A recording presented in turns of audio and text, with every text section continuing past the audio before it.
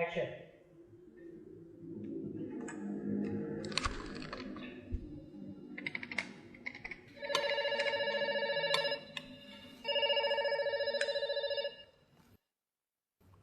Iya.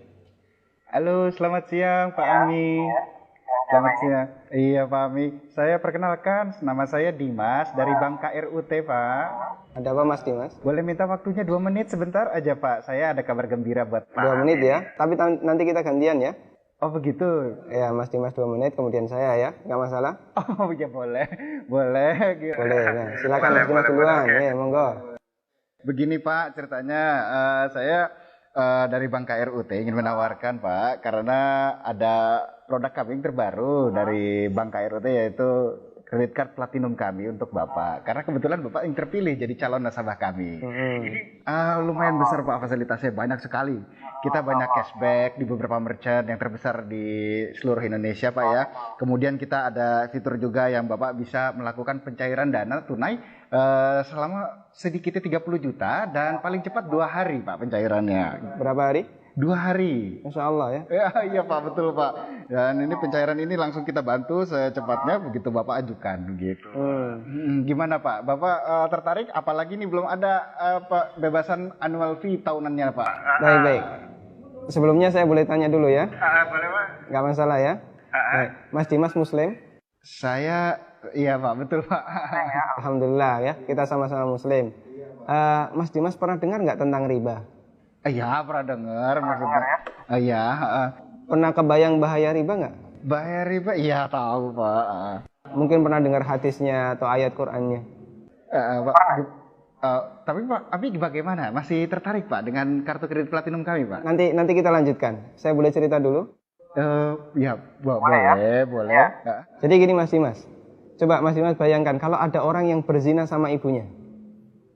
Kira-kira respon masyarakat gimana? Semua orang sepakat jelek ya.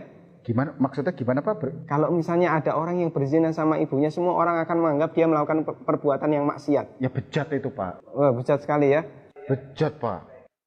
Baik, kita sama-sama sepakat untuk itu. Begini, Nabi SAW menyebut bahwasanya riba itu ada 73 pintu.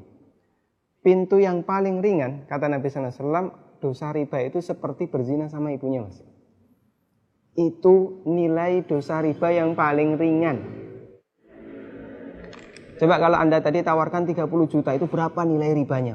Ya, tapi kan... Saya lanjutkan boleh? Ya, kita lanjutkan dulu ya.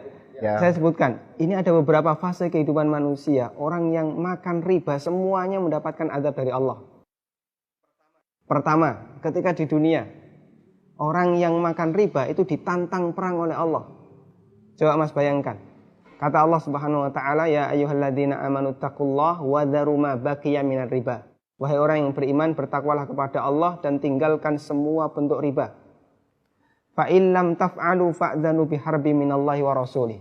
Kalau kamu masih ngeyel, nggak mau meninggalkan riba, umumkan perang dengan Allah dan Rasulnya. Coba, kalau kita ditantang perang oleh Allah dan Rasulnya, kira-kira ada nggak peluang untuk menang?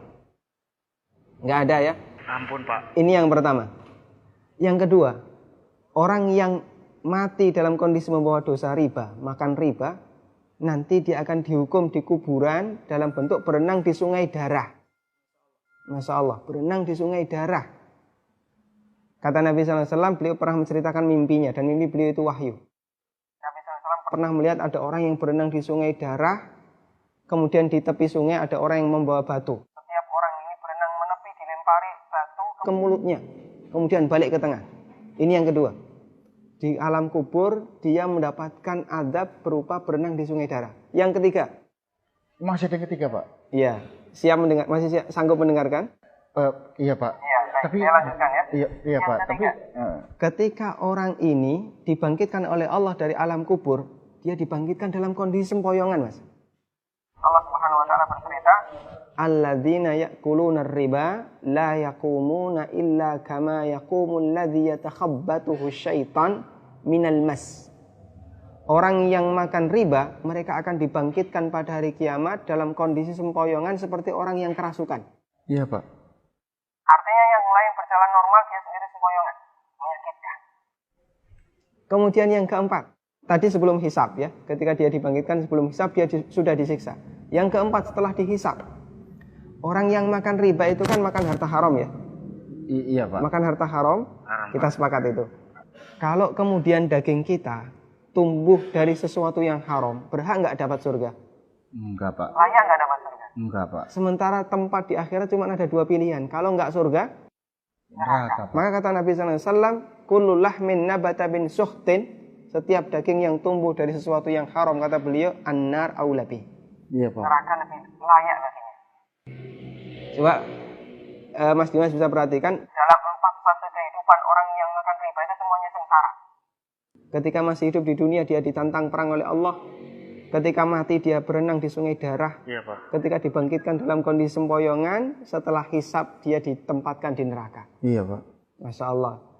Masih ada tawaran yang lain? Ampun, Pak. Masih dilanjutkan? Ampun, Pak. Mas Dimas bisa renungkan Iya, Pak. beberapa poin yang tadi saya sampaikan. Iya, Pak. Nanti kalau misalnya ada sesuatu yang belum jelas, tidak masalah, hubungi saya lagi. Iya, Pak. Kita akan lanjutkan diskusi tentang riba. Iya, Pak. Bisa? Bisa, Pak. Ya, terima kasih ya. Assalamualaikum. Waalaikumsalam.